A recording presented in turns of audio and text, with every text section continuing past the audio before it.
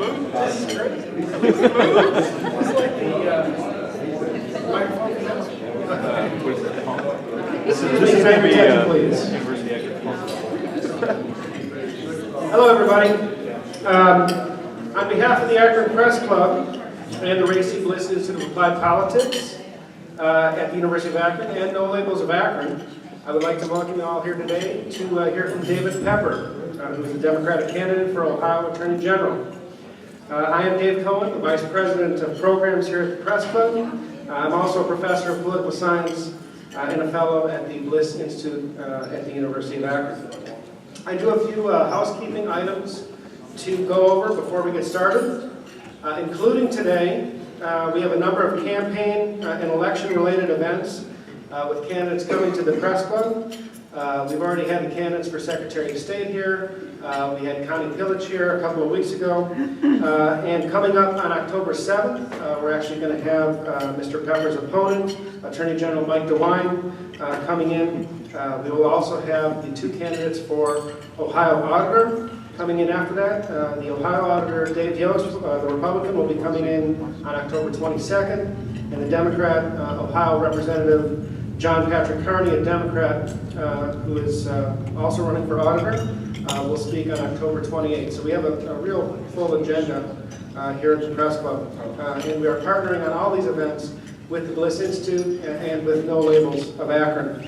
The event on October 14th with the Ohio Republican Party Chairman, Matt Borges, has been canceled. It may be rescheduled later on in the semester. But look for details on our website.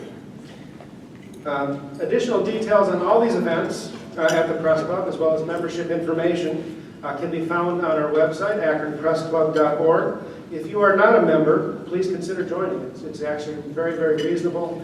You get discounts on lunches such as this and other events, and you also can call yourself a proud Akron Press Club member. Who doesn't want to do that? Also, please like us on Facebook. We do have a Facebook page. We also have a Twitter page at Akron Press Club. Now, as is the tradition at the Press Club, we will have time for Q&A after the prepared remarks. There are index cards on your tables, as well as a pen or pencil. And someone will be along during the program to collect those cards. I would like to thank you all for coming out today. Your support for these luncheons allows the Press Club to fund scholarships for student journalists and for public relations professionals. Now, if you please silence your cell phones or any other devices that may make noise, we will get started. I would like to introduce to you David Matheny, who is the president of No Labels of Akron, who will introduce our speaker today.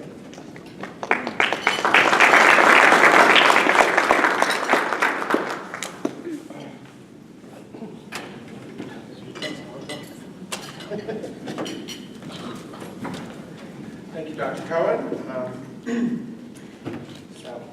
Good afternoon.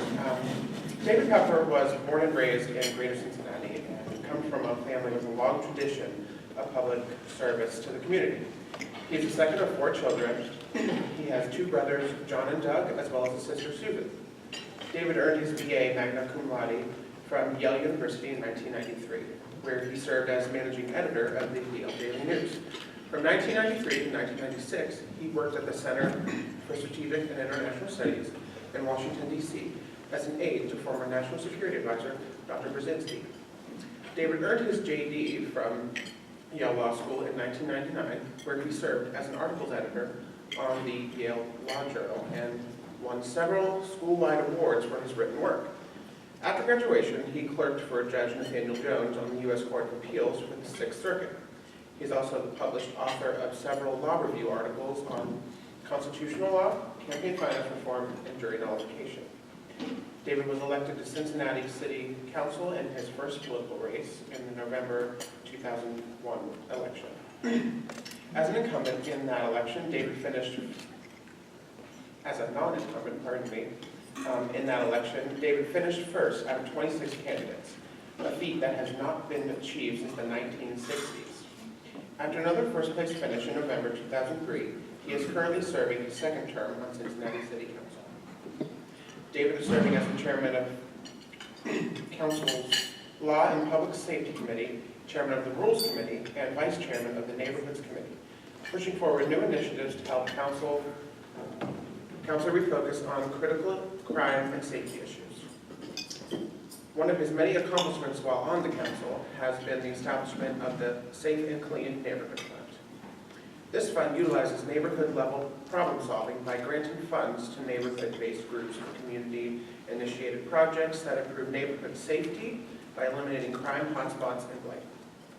Beyond City Council, David renders service to his community in other ways.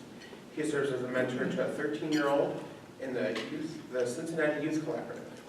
As a member of the board of the World Affairs Council, he helped establish the Young Professionals Program, which brings together young professionals and forum to address international affairs and Cincinnati's involvement in global issues.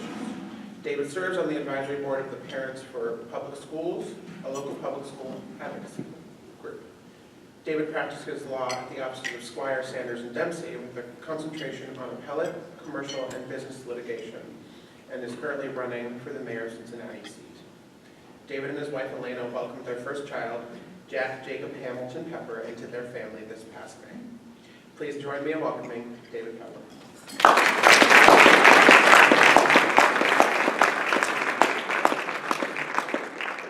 Thank you so much. Thank you so much. It's good to be here, and I appreciate you all doing this, and more importantly than just me being here today, I appreciate what you guys do as an institution. I won't go through all the details, but I'm very troubled by the state of democracy in our state, where we have almost no debates. It's all about money and ads, and we're curtailing choices by gerrymandering our state's legislature, so everything's predetermined. And there are just so few moments left of real democracy. And you're providing some of that when you have us come through, and I appreciate that. I do wish actually there were more moments where myself and my opponent were on the stage together. He doesn't want to even dare do that, which I think is a shame as well. But I do appreciate all that you do to try and bring some just civil discussion to the citizens, and it's very important, and there's not enough of that right now. So let me talk through a little bit about my own background. And the bio you heard was a little bit of an older version, so I want to update you a little bit.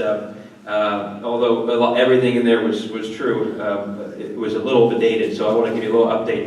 But I want to do it in a way that you understand why I'm in politics.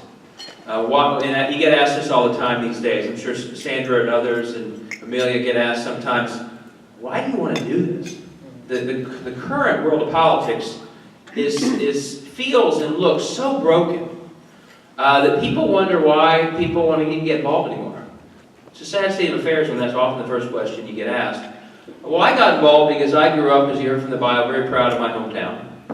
If you know anything about me, you know I'm from Cincinnati, and darn proud of it. And I moved back after doing the different jobs that were mentioned. I clerked for someone that some of you may know, Judge Nathaniel Jones. One of the great honors of my life was to clerk for him. He's actually from Youngstown, you may know that. The courthouse is named after him, but he's in Cincinnati, Sixth Circuit clerk, Sixth Circuit judge. I was a clerk.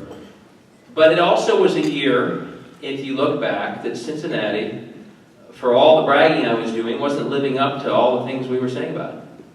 You all may remember, you may not remember, 1990, 2000, and ultimately 2001, Cincinnati had events that happened that looked a lot like Ferguson, Missouri, just a couple weeks ago. We had riots on the streets. We had terrible police relations. We had a crime wave that spiked. We had a city wondering where it was going and what it was doing and what had happened. And this was, so after my clerkship ended, after all the bragging I'd done over the years, I had a big decision myself to make, which is what do I want to do next? And my decision was, in the end, I could have gone back to Washington, I could have gone and worked for some fancy law firms, but I decided, I think I need to stay here and actually do everything I can do to help live up to all the bragging I've been doing, make my city strong again. That's what got me into politics.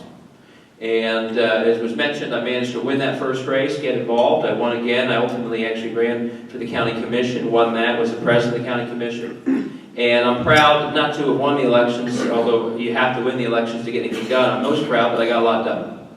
And if you look back in Cincinnati now, You will see that we came up with a way to reform police-community relations in a way that is viewed as a model across the country.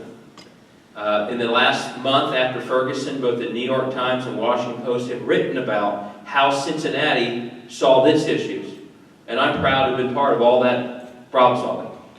I helped negotiate the agreement between the FOP and groups that sued the city and other groups that has revolutionized police-community relations in our city and also helped make our city safer.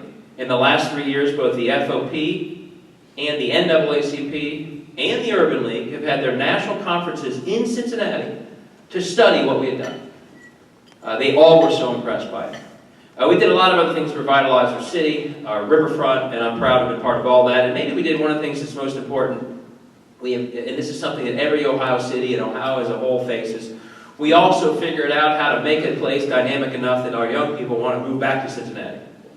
We all across the state are losing too many young people to other cities. And you know, if we don't fix that problem, we'll never compete.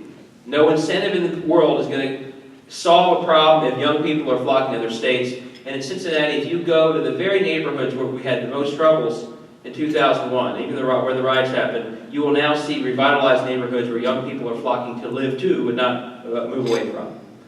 So I'm proud of that. So I have a track record of frankly, rolling my sleeves, working across party lines, getting things done. I'm proud of that. And I'm proud of my record in Cincinnati. Mr. DeWine, I won't debate him here. He's not here to be debated with. But he often likes to question my experience. I'm happy to walk around Cincinnati and show him my experience. Because he will see a city, he will see a collaborative agreement that's a national model, he will see revitalized neighborhoods, he will see a city that's viewed across the country. Ranking after ranking is finding our downtown to be revitalized like few others, and I'm proud to have been part of all of that. So I have a record of getting a lot done, not playing a lot of politics, but just getting work done. That's what brings me to running for this incredibly important office. This is an office that if you're interested in politics because you think of it as service, the truth is, this is about the best office in politics.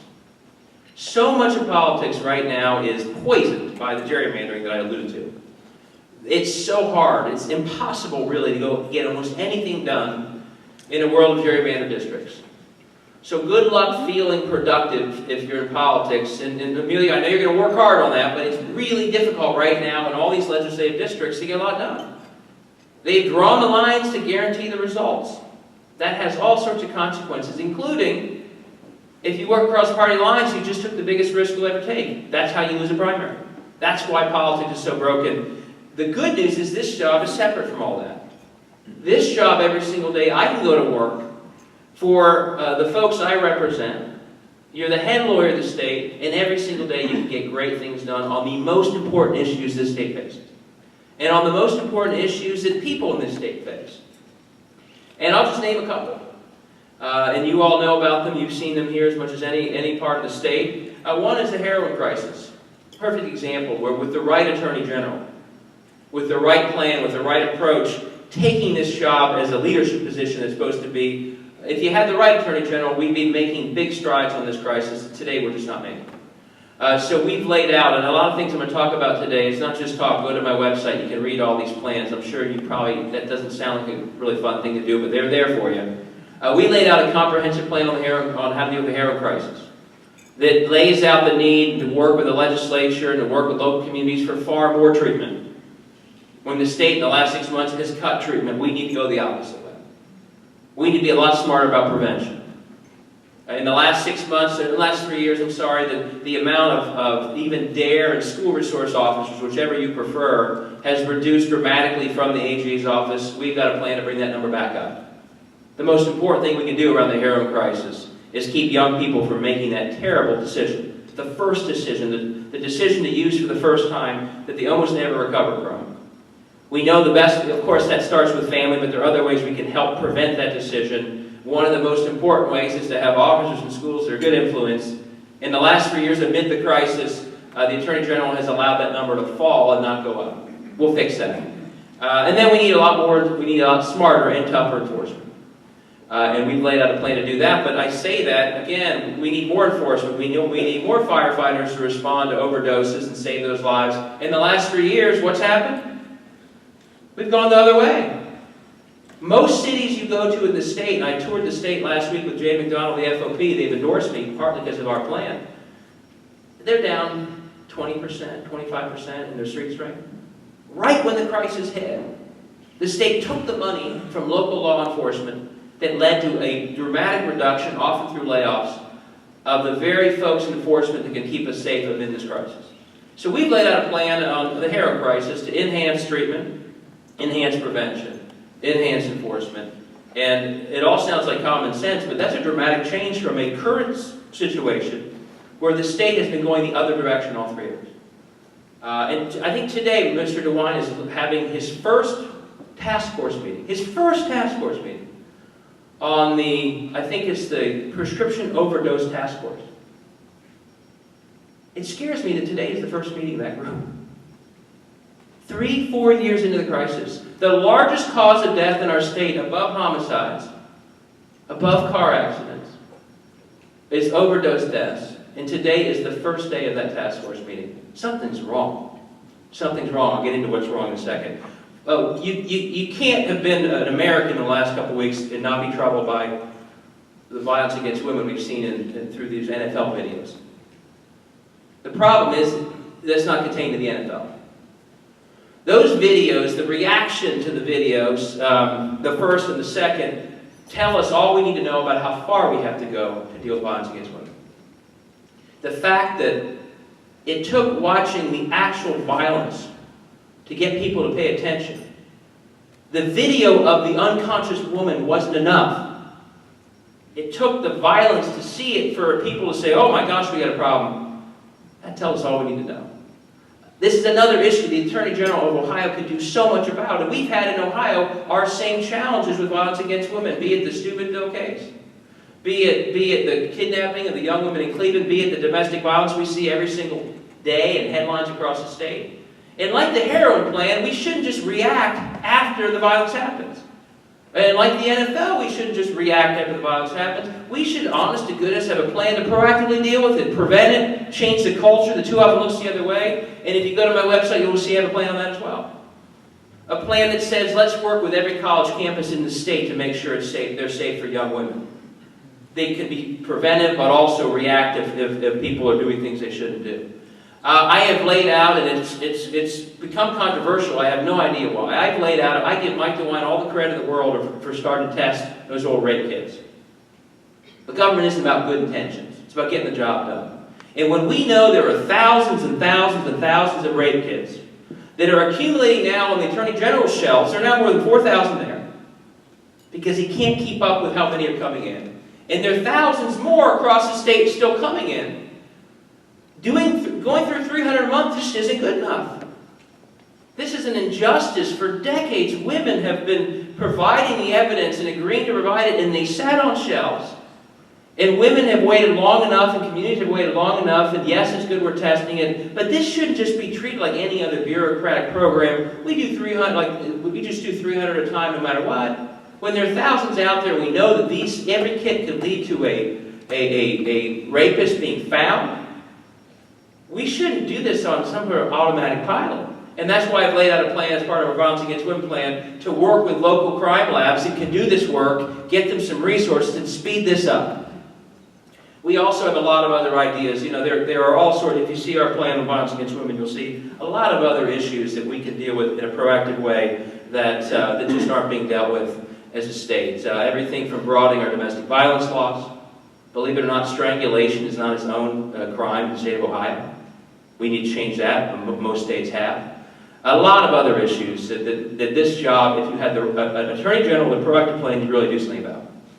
Those are just some of the public safety issues. There are so many other issues. One of my great friends and role models, and a lot of you know him, was Richard Cordray.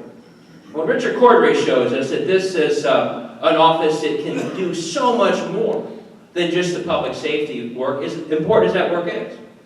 And I believe we used to have a national reputation in the country for how we fought for consumers. That reputation doesn't exist anymore. So I will use this office to be a watchdog for consumers.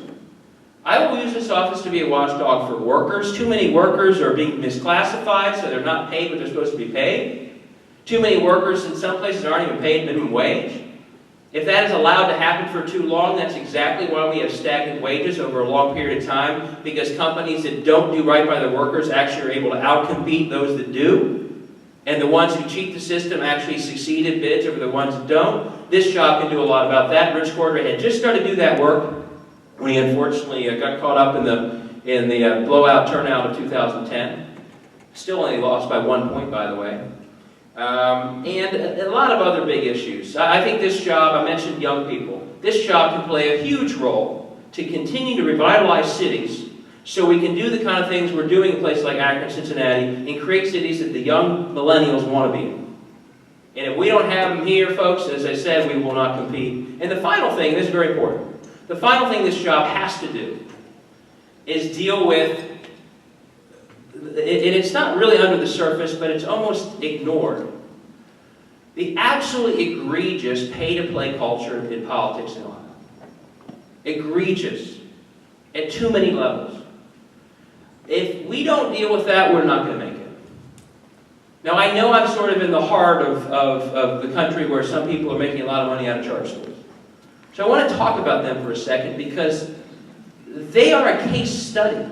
People ask, I've been at forums where we go through, where we were presented with information about how much they're failing. You know, good parents doing all they can to send their kids to the best education possible, unknowingly taking their children out of good schools and sending them to failing schools.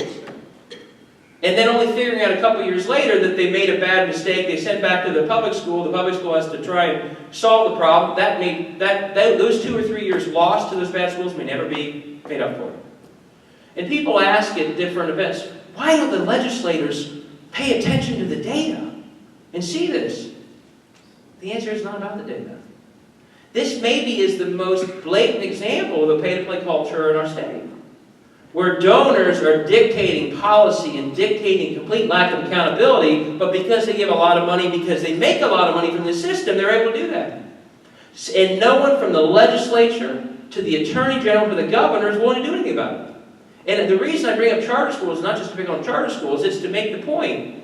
If we are willing as a state to give up the most important thing we do, which is educate our young people, to the highest bidder, what aren't we willing to sell?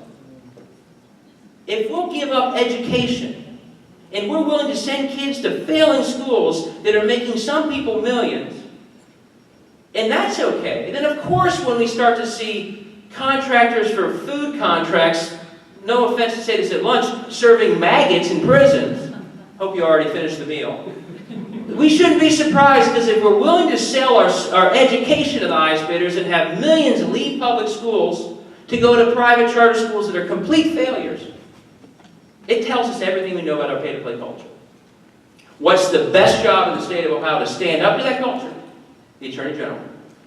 That's the job that, if done right, could set a standard for high integrity and really push to clean up government when it's going astray, like it is in areas like charter schools and a whole lot of other areas that we all know about. But if we continue to make decisions based on that culture, we will fail. If we keep sending thousands of kids to failing schools, we're just not going to make it. We're wasting such good money, such important money that could be going to good schools. By the way, I say this, I have friends around the country of mine who run charter schools, and their charter schools are fantastic. They're nonprofit charter schools. My friends aren't millionaires. They're in it because they want to provide a good education. What Ohio has done is create literally a national case study of how to make a mess of the whole thing. And that's because it's a pay-to-play system and not a system where people are actually trying to figure out how you run a good school system. So all these areas are areas that this job can make a difference on, and many more. But there are a couple things this requires, and this I'll consider the contrast part of my speech. To do everything I just talked about requires several basic things. The first is this job has to be well managed. You have to have a good manager in this job. This is not a job for just any old politician who's used to casting votes in Washington.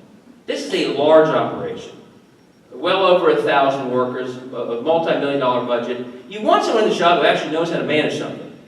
Now the good news for me is I came from being president of the county commission. We had more employees and a larger budget than the Attorney General's office. I know how to manage. I know how to share services when I talk about sharing work with local labs to deal with the rape kit problem, I talk about that because I've shared services as a county commissioner and county commission president. This office today is not well managed. In so many ways, it's not well managed.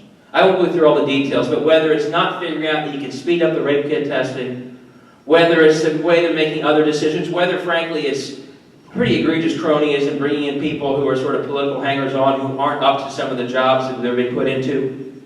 The person who managed the Steubenville case, I would tell you, is not up to that because he was an old friend and not really someone who should have been in charge of that case, and the problems shown through because of it. This office is not well managed. Number two, this office needs to, and I say this, I assume I'm speaking to a mixed group here of Republicans and Democrats, and I hope some independents, but I'll say this to a group of any Democrats. This job has to be above the fray. This job can't simply be the Attorney General deciding that, boy, what a great chance this is to go to bat for my party. Once this job does that, almost everything I talked about, it's much harder to get anything done on those things. Because you're distracted, you're wasting money on nonsense, and you're undermining the credibility of the job, which actually requires that I represent Republicans and Democrats every single day. So if all I did was look like I'm just a Democrat's lawyer, then I'm not going to do the job well. You look closely in the last 3 years. We may not have a comprehensive heroin plan or much of a plan to speak of. We don't have a comprehensive plan to deal with violence against women. Mr. DeWine was 3 years too late to the heroin crisis. His first task force on overdoses is today. But boy, you want to see some energy, go talk about voting issues. He's been in court every single day. He worked all weekend to go to the Supreme Court to stop voting from happening today. The Toledo water crisis, that happened on a weekend. It was solved Monday. Mid-Monday morning, Mike DeWine showed up and said, any gougers around here? Well, it was over. He couldn't find himself to get there over the weekend. I was there. But man, if voters are about to vote on Tuesday, he's at the Supreme Court over the weekend working overtime to keep that from happening. People don't know this. Your Attorney General with your money has been going around the country for the last 3 years, filing cases in places from Nebraska, where I was a plaintiff, to Michigan, to Pennsylvania, and yes, the Supreme Court of the United States, same cases, the same types of cases, same issue, not to deal with the prescription drug crisis or heroin crisis, not to deal with some of the other big issues we have to solve. Do you know where he was in all those states with the issue he was fighting for? With your money, with your authority, with the people you're paying? He was stopping birth control, folks. Mike DeWine filed the main brief with the United States Supreme Court. 18 other attorneys general signed it, but it was written in Ohio and Michigan, pleading with the Supreme Court to take up the Hobby Lobby case. That's where he's putting his time into. And then when they took the case, he wrote the main brief begging them to rule the way they did. That's where the energy is. That's where the action is. It's running around on cases that are purely partisan. There are going to be strong views in Ohio about the Hobby Lobby case. I think it's a decision that opens up an enormous can of worms for a long time. I think it puts women in a horrible position that they somehow have to get the moral and religious approval of their boss to make decisions over things like their health care. But regardless of where you come down on that, I think most Ohioans, particularly Ohio women, think it's an appalling decision. The bigger question is, why was Mike DeWine Hobby's lawyer in the first place? He can't even show up to court in Ohio to argue the charter school case that is currently at the Supreme Court that would provide accountability for the charter school operators. He couldn't file a brief at the Ohio Supreme Court, but he went to court several times to go to bat for Hobby Lobby. It just shows you that he's more interested in the partisan parts of this job, the kind of fights he liked in Washington, versus actually being the Attorney General for everybody here in Ohio. And I won't go into it, but marriage equality is the same pattern. There's a couple in Cincinnati, they were married in Maryland, where they were allowed to get married. One of the two, his name is John Arthur, literally, the final act he took before passing away from ALS was to get his marriage reflected on his death certificate. And Mike DeWine is still in court trying to remove the marriage. So here's a job that can do so many great things, doing downright awful things, like trying to remove a man's marriage a year after he passed away. And I won't even get into the voting rights cases, but the record of this Attorney General on voting rights cases is just, let's just call it a whole lot of losses that you're paying for. Multiple times in the last 3 years, this state has been found to have violated the constitutional rights of our citizens, be it libertarians, be it the way they voted, they tried to curtail early vote 2012. I don't know what will happen in the current case. The Supreme Court issued an order, didn't say anything about it. All I know is the district court facts were very clear. The way they are trying to roll back early vote here has a direct impact, more than anything else, on African Americans and people with lower incomes. And as Attorney General, that would very much concern me. I wouldn't be spending the weekend before early vote doing everything I can to stop it. That's where the energy is, and I think it really undermines the credibility of the head lawyer of Ohio. This was not the kind of thing Rich Cordray used to do. The final thing is, and I'll just briefly touch on this and then open up to questions, this office has to be above reproach when it comes to integrity as well. You cannot crack down on pay to play in the way that I talk about is so important if you are violating all the rules you're supposed to be enforcing. And that's happening today. I would attest and argue, and I wish he were here to debate because I would walk through it with him directly. No one violates the pay-to-play rules and ethic more than the current Attorney General's office. That's a very harsh statement, but I can back it up with more facts than you ever want to see. We are talking about millions of dollars being given to the Attorney General's office by those seeking work. Hundreds of millions being given to them in contracts. Not any shred of evidence or written documentation of having decided any of these decisions on the merits. Richard Cordray left the Attorney General's office with a written policy about how you make these decisions. It was torn up. But what you do have is checks given in huge amounts, sometimes on the exact day where people send in the proposal, they send a check in. Same day. Sometimes the same person signs both. Other times in the month, the window where they're being considered. I'll show you a graph in a second. My staff hates when I do this, but I think the graphs tell the story. Every year, the amount of money vendors have been giving in the window where they're bidding has gone up. Because they figured out that's how you do it. And guess what? Almost every single one who gave in those windows, they're the ones who get the work. Only a couple I can find in all that time who gave in the window didn't get the work, they gave more the next year than they got. It's that bad. And that's why if we're concerned about pay to play, and this is the office to crack down on it, you have to clean this part up too. I will show you things that if your local mayor did it, they'd be in big trouble. If the local mayor did it, Mike DeWine would be out on the street corner having a press conference. But it's done in the Attorney General's office, standard operating procedure. People who have no business getting work, winning bids. There's one case where a company that was 2 days old. It created itself 2 days before the bid went out. 23 days after creating itself, it submits its bid. It wins the bid. We now know that it had met for months with Mr. DeWine. It had given him a lot of money. 6 months after it was selected, there are emails that were sending back accounts to the Attorney General's office saying, we can't collect on these. We don't have licenses to do collections beyond Ohio. They were totally unqualified 6 months after being bid. And you wonder why collections fell for the next 2 years. They replaced good people who knew what they were doing with people who didn't even have licenses to do collections. So there's a real problem. There's a cost to the taxpayers in this kind of pay to play, and even more so, there's a cost to the integrity of an office that's supposed to be cracking down on. I won't say anything else. I pledge to you, and I hope people of all parties agree with this, when I win this thing, I'm pulling out of Nebraska. Okay? We're getting out of Pennsylvania. Hobby Lobby doesn't need our help. They don't. They're doing very well, apparently. They have good lawyers. They can argue their own cases. When I win this thing, we're going to get all the money and the resources and the good people in this office back here to Ohio. And we're going to focus on the issues here in Ohio, largely that aren't partisan in any way, that matter really to everyday people. The heroin crisis, let's have a real plan. Violence against women, let's be proactive, not reactive. Let's make our cities exciting for young people. Let's do all the other things. Let's reverse some of these terrible cuts at local level. That's what I want to do. And obviously, I'll work very hard the next month and have to get that done. Thank you all very much. I look forward to questions.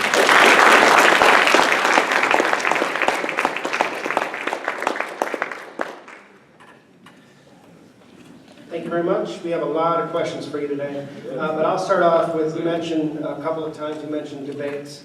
I assume from your speech that you would be willing to debate just about anywhere with your opponent. Why do you think it is that incumbent office holders are unwilling to debate?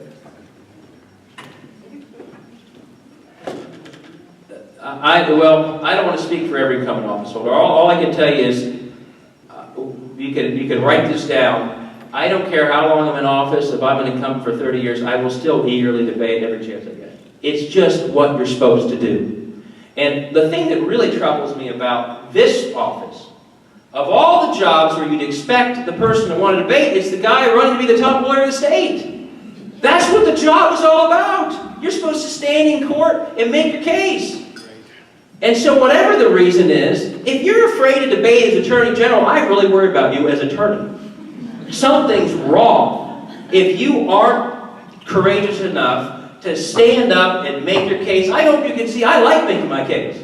These are debates. We've had a couple interviews. I wouldn't even call it debates. There were 4 people, 5 people. But if you ever watch them, you'll see, hey, that Pepper guy, I like making my case. That's part of this job. I like it as a guy running for office, but I also like it because as a professional lawyer, that's what you do. It'd be like saying you want to go to practice all week but not go to the game.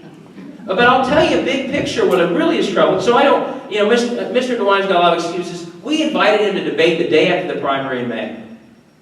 For 125 days, the Cleveland City Club, the League of Women Voters in Cincinnati, and other groups begged him to debate. He wouldn't get back to anybody, and finally he said he won't do it. He's clearly worried about it for whatever reasons. You can watch, by the way, or listen to the debates in the last week of the City Club and the Gannett paper, the interviews we had. I think you'll also see why he doesn't want to debate. And last week he literally admitted there's this very controversial case that you all know about out of Walmart in Beaver Creek. And I challenged him to explain to me the part of the law that he was relying on to not release that videotape. And do you know what his answer was as the head lawyer of the state? After he had said, the buck stops with me and I'm proud of that decision. Do you know what his answer was? I didn't memorize the statute, David. He didn't even know the law. He didn't even know the law. That's why he doesn't want to debate. Yesterday we had an interview. He couldn't even explain whether or not in the end he had recused himself from that case. He couldn't even explain it. So I think I think it's a shame because I think what voters should want, more than me, voters should want to see their candidates in unscripted moments. Reacting to things they didn't plan out. They don't have a text. I didn't have a text here. Everywhere he goes, he's got a long text where he's reading from everything. You want to see the people when it really matters. And you especially want to see an Attorney General when it really matters. And I think he's just so afraid of those moments, he frankly doesn't want to appear. By the way, it's a bigger problem than even that. This is after 6 different steps of really eroding the meaning of democracy in Ohio. I mentioned, first we gerrymander all districts so everything's predetermined. We raise money not by convincing people to agree with us, we do it by pay to play. Then we were working as hard as we can to curtail voting. They did everything they could to get third parties off the ballot, violating libertarians' rights every step of the way in the Green Party. And now, so they're doing everything they can to erode our democracy. And now when push comes to shove, today we were supposed to vote, no one can now, very confusing. And now when push comes to shove at the heart of the election, when people actually, oh, by the way, Mr. DeWine also spent the last year doing everything he can to strike down the law that says you can't lie and ask. That's the only violation of a constitutional right around elections he's actually stood up for. The right to lie and ask. Forget voting, that's the one he's wrote separate briefs on. And finally, when it comes down to it, when you actually, it's your moment in the arena where you're supposed to debate, then they don't debate. I really worry about the state of Ohio's democracy if they get through this election having gotten away with all that stuff. I'm afraid we will never have debates again if they get away with it. So I hope you'll invite us both back. I will come anytime, anywhere. I invited Mr. DeWine to come here yesterday. I asked him to join me because I think it's so important. So I hope you can tell I'm fired up to debate.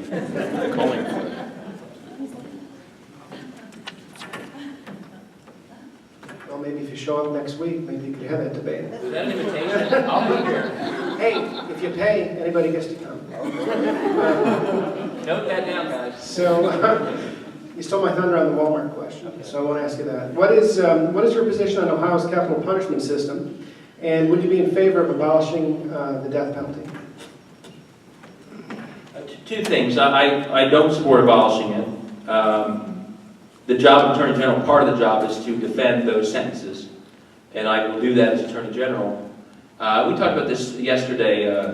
It's no secret there's been some real problems in the last recent months all around the country, including Ohio.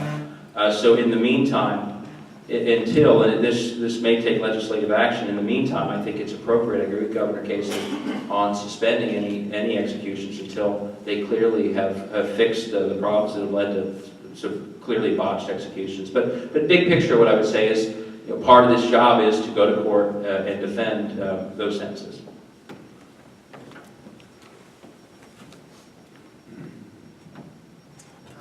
We have a question, I think, from the student table. What advice might you have for students who want to get involved in politics? Is it too dirty a business? Okay, that's a great question. Thank you for that question. You got to get involved. Yeah, I'm very stubborn about politics, about staying with it, because it is rough. I mentioned my own history. I got involved in city council. I didn't know anything about politics. I said, I want to make a difference in my community, and that's why I did it. I didn't know nearly what I know today. And I literally had to go to a website, I bought the Amazon.com, I bought a book, How Do You Run a Campaign? I had no idea. I had never been involved in politics. I'd always cared about policy, not politics.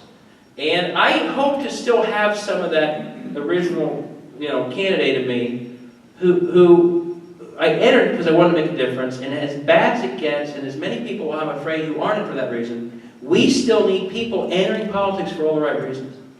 And if they leave or never start because it looks bad, and it is bad, and it looks nasty, and people say bad things, guess what? If all the good people who are in for the right reasons leave, we're led by all the last people who want to have leading our communities, our state, and our country. That's why I stick with it. Even though we all who do it could be doing a lot of other things, with a lot of other benefits that we give up by running. But I think it's a worthy and necessary thing for good people to be in. One thing, one of my favorite stories, I happened to have a dinner with John Glenn the first time I ran. And I was probably shaking the whole time. Here I am meeting with this incredibly famous American. He's telling me about landing on aircraft carriers and going, I think had just gone up again. And I said to him pretty glibly, I was 29, almost 30, running for city council. And some of you politicians will know this. Young politicians love it that they're young. They think, boy, being young means there's something really good about me running that's better than other people running. And every young person is they love that they're the young. They think that means something. And so I said to John Glenn I said, isn't it great? This is the guy who runs the Glenn Institute, getting young people. So I thought, of course he's going to agree with me on this. I said, isn't it great when young people run for office? He said, no. I'm corrected by John Glenn. He said, no. People will always run for these offices. He said, I don't care if they're young or old. What I care about is they're doing it for the right reason. That's what I care about. I never forgotten that, because he's absolutely right, and I've seen that. When I won as a council member at 29 and then 30, I won with a guy named David Crowley who was right around 70.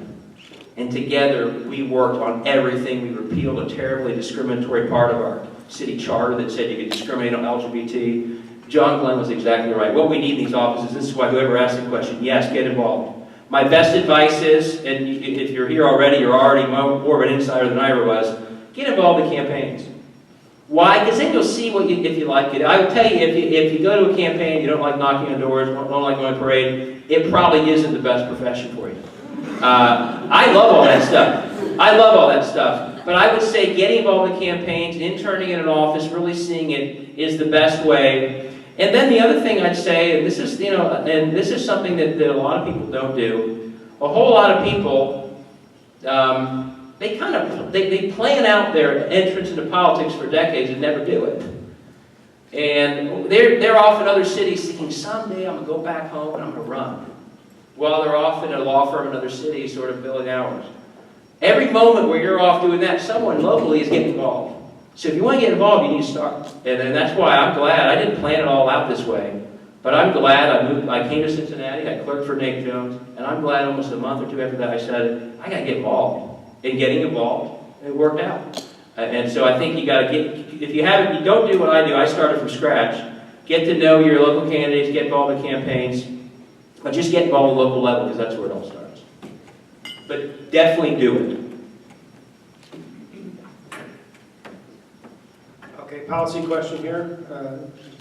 Right then follows the student question. What is your position on legalizing marijuana? I've been very clear. I actually support the legalization of medical marijuana for a lot of reasons, but the most important is when you look at the big picture of around the country where that's happened, you've actually seen the level of prescription drug overdoses drop considerably. The number is around 20 to 25%. I support that. The bigger picture, I do think this will come to the citizens in the next couple of years. And as Attorney General, my goal will be to make sure I think it will be legalized. Every state is going to, it will. I think Ohio is the same. And what I want to do as Attorney General is make sure that as we make that transition, we do it the right way. I don't think we should be spending jail space on people using marijuana right now. I don't think that's a good use of dollars. But I also don't want to send a signal to young people that all of a sudden using marijuana every day is something we all want you to do, because I think that will take a whole generation and send them in the wrong direction. So I think figuring out as the transition occurs, which I believe it will, figuring out how do we do it in a way that we aren't wasting criminal justice system, locking up people for marijuana use, but also not losing a generation of young people. And I'm not saying that criminalizing is what makes the young people, that's not how you solve it, but I also do have a concern that if the 16, 18-year-olds of Ohio all, when that happens, say, great, now I can do, I think there will be consequences of that worry me. So, but the first step, I think, is the medical marijuana piece, and I certainly support that. I've been pretty clear on that.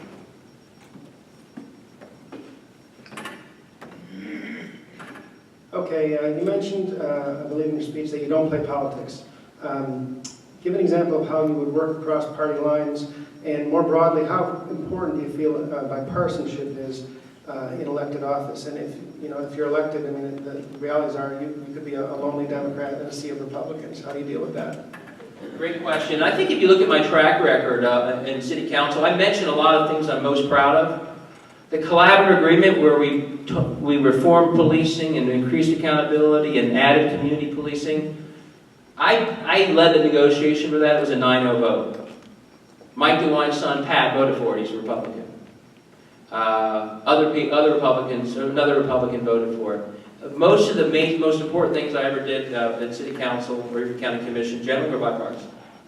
In my experience, and Hamilton County is a 50-50 county, so you learn pretty quickly if all you did was play partisan politics, you won't, not only will you not get anything done, you probably won't be re-elected. You need to win, you need to get independents and frankly some moderates to like you. So I've had a personality of working together and I've been able to do that.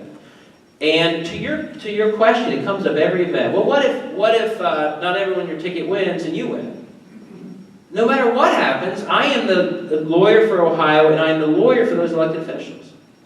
So I have to be there. I have to be like any lawyer to a client, a zealous advocate of my client.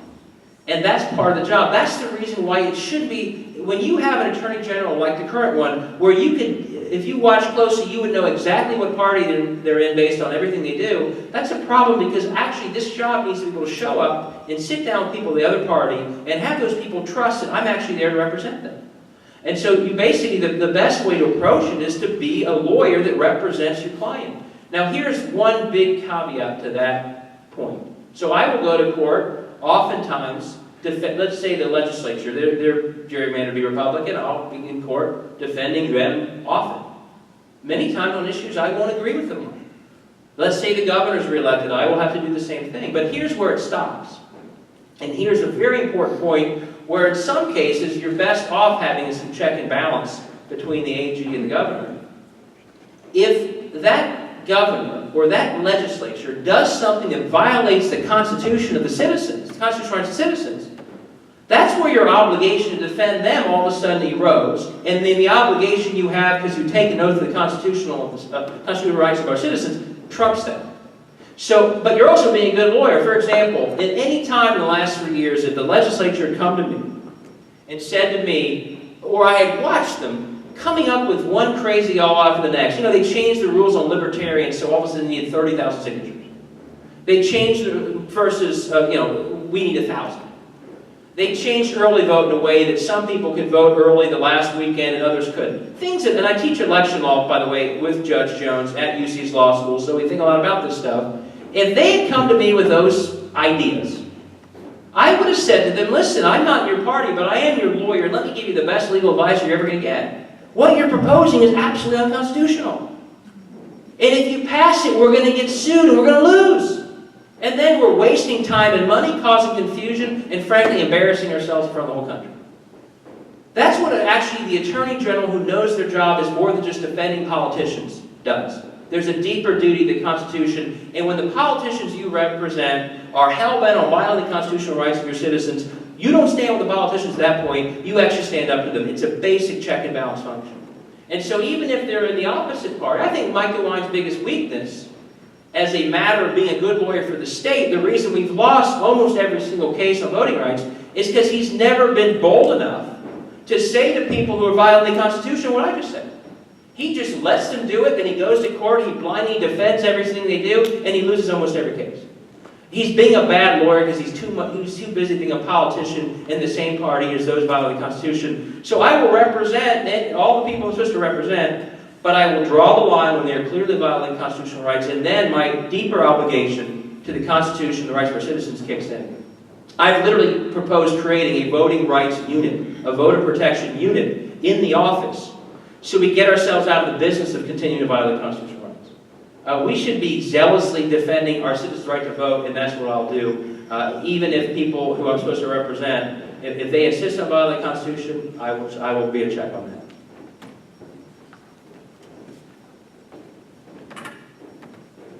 Okay, I have a question that we try and ask all of our elected officials recently, and that is, in Ohio, clearly our legislative districts are highly gerrymandered. We have a 50-50 state. We have 75% of the legislative House seats being owned by Republicans, essentially, in very safe districts, and Democrats have 25% of those seats. The state legislature is even worse.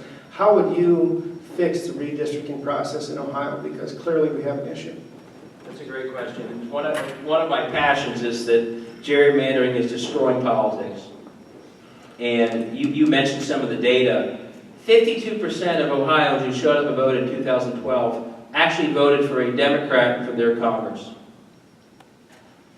And you guys know the breakdown of our districts? 12-4 the other way. Same story with House districts. I think same around, just a majority voted for a Democrat for the State House in 2012. And it's a 60-39 majority the other way. At some point, it's not democracy when that happens. Not only is it infecting the dynamics of these legislatures where no one works together, the people are voting one way and the results are a supermajority the other way. Now, not to be too cute about it, I used to work in Russia. That's a system Vladimir Putin would admire. You lock in your majority regardless of how the voters vote. Forever. You and I, if we sat down the map, could predict almost every outcome of every election through 2021. It's the most depressing thing I can imagine. So how can I fix it? Two things. One, we need to fundamentally change this whole apportionment process and districting process. And other states have done it. They've done it through changing their constitutions. We've tried in Ohio, but there was one big problem the way we've tried it. And other states have showed us the way. It's got to be bipartisan. California, for whatever his faults, and there are many, Arnold Schwarzenegger sat down with the Democrats, they hammered out a deal, and they fixed it. And it passed because it was bipartisan. Arizona, Janet Napolitano and a bunch of Republicans got together and said, we can do better, and they took it to voters and they passed it. And all of a sudden they're not gerrymandered. We have to work across party lines, find Republicans, find Democrats, independents, all of whom I think in the end should want to have a democratic system that gets things done. We need to embrace anyone who's willing to do it, and as Attorney General, in addition to all the other things I want to do, if there are leaders on the other side who say they're for district reform and they're sincere, I will embrace them and I will work as hard as I can to get something about, because the idea that we're stuck with gerrymandered districts for the next 7 years is absolutely depressing. Number two, the Attorney General also is the counsel for this process. But one of the reasons the districts are so horrible is because they were all drawn, and the media here should be as outraged as I am, behind closed doors. Everything was a secret. They privatized the process as much as they're privatizing parts of education. They literally temporarily laid off state employees who worked in the State House and rehired them as private contractors. They went and rented a hotel room that they, in emails, referred to as the bunker, where they drew the districts. And they brought the map back the day of the vote and said, you vote now, and half the people in the media, no one else had ever seen it. That's why you have a district in Lake Erie that you need snorkel gear to get through. Because they didn't even show the maps the day of the vote. I will tell you as Attorney General, as the watchdog for transparency, I will not allow that to happen. I will stand up for transparency and make sure, if they're going to be so bold as to draw districts that violate the most basic principle of democracy, they're going to do it in the open, and they're going to be able to have a whole lot of input from newspapers, media, critics, all sides saying, this is not what we want. This is the most public thing you do in these offices. You're drawing the Democratic map for the next 10 years. So it should be done publicly.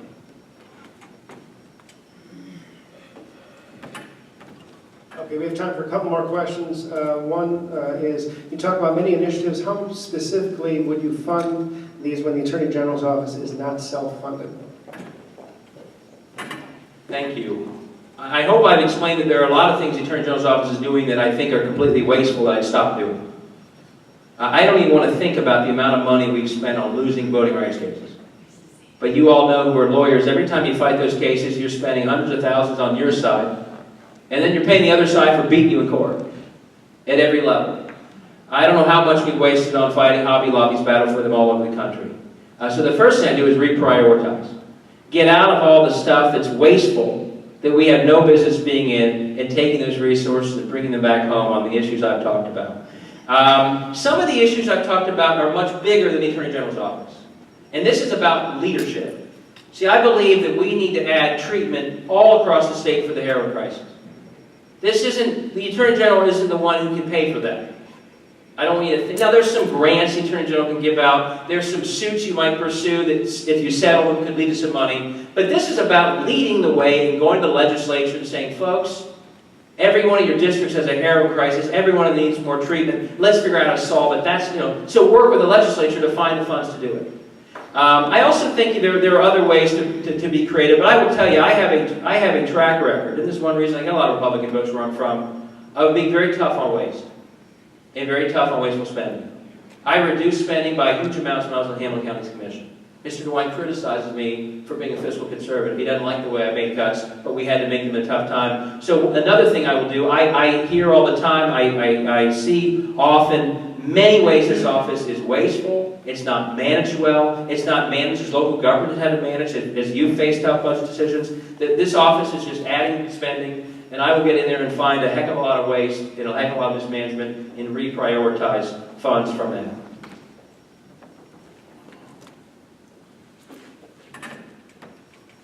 Okay, final question, purely political question. Political scientists know that it's very difficult for a member of the incumbent president's party to run during a midterm election, especially during the second term. How difficult is it in that environment, and especially, how difficult is it when the top of the Democratic ticket is obviously struggling? I'm not going to say the wind's at our back.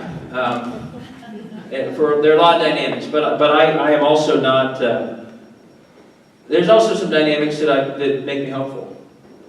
The most important dynamic is looking at 2010. And 2010, people forget, it was a historically horrible turnout year. That's the reason Rich Cordray lost. It had nothing to do with Mike DeWine. The turnout was, the Tea Party was in its full high-energy moment. Obamacare was on the ballot, so if you had a congressman, and we had a lot of good people, Steve Driehaus and Bocheri and others, the folks who were mad knew what to vote against. It showed up in big numbers. The Democrats were down and didn't show up. That was a historically horrible election for Democrats. The worst turnout in decades. And in that unbelievably terrible year for Democrats, most of the folks on the Republican side won easily. Portman won by 18. No one ever heard of Portman before, outside Cincinnati. Mandel won by 12. He wasn't known out of Cleveland. Houston won. I think he was from Dayton and Columbus, a little bit of both, I can't remember. He won by 15. A year where you couldn't lose if you're a Republican. I only lost by 5. Because they get a lot of Republican votes in the Republican part of the state. But one guy in particular was the best known of anyone, the only guy in the whole state on the Republican side who'd ever run before statewide. Universal household name. His name was Mike DeWine. Anyone remember how much he won by in a year where he couldn't lose and most of his ticket wasn't going away and they had never been heard of it before? He won by 1 point. 47-46. He had 47% in a year he couldn't lose. I wonder why they're working so hard to keep libertarians off the ballot. So, even in a good year for him, he barely won. And this is coming off of 4 years where he lost by 12 to Sherrod Brown. We all think Mandel got thumped by Sherrod, right? I think he lost by 5 or 6. Mike DeWine lost by 12. So this is someone who has a very poor record in these final months on these campaigns, and as well known as he is, he's faded every time, to the point where he barely won the year where he couldn't lose.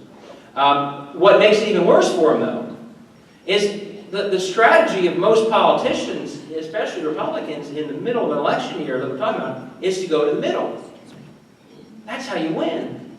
What's Mike DeWine doing? He's stopping early voting on the day before it happens. He's going to bat for Hobby Lobby all over the country. These aren't modern positions. Republican women don't agree with Hobby Lobby. He's fighting a man's death certificate to erase the marriage the year after he's passed away. So when most people kind of go to the middle and try and say, hey, everyone, I'm one of you, he's going as far to the right as he can. And this is a guy who only won by 1 point. He's got a lot of advantages. He's got name ID. I didn't get a chance to go into it. His pay to play is so bad, he has raised a lot of money. It's egregious. So he's raised a lot of money. He's got name ID. But this is someone who, and you can tell I stay optimistic and confident. This is someone in the final months of the last 2 campaigns has done worse than anyone else on the ticket in Ohio on the Republican side. And we think that could very well happen again, especially when he's going way off to the right. The biggest issues in the state right now are not addressed. Everyone knows it, with the heroin crisis and the other big issues. And he's off fighting Hobby Lobby's battles in Washington. That is not the recipe to get reelected in Ohio.